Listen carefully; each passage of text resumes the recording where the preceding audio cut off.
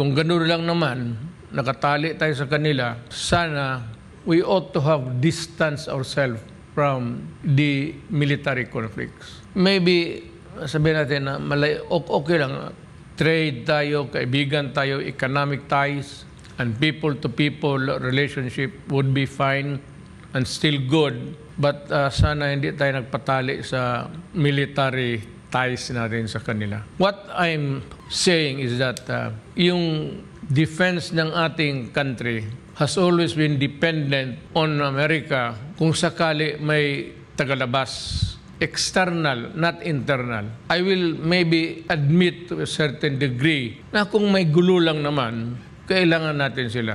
Well, granted independence 1937 something, 35. Yung pag-alis nila dito sa yung cessation of hostilities sa World War II, sana sinabi natin na mag-distance muna tayo.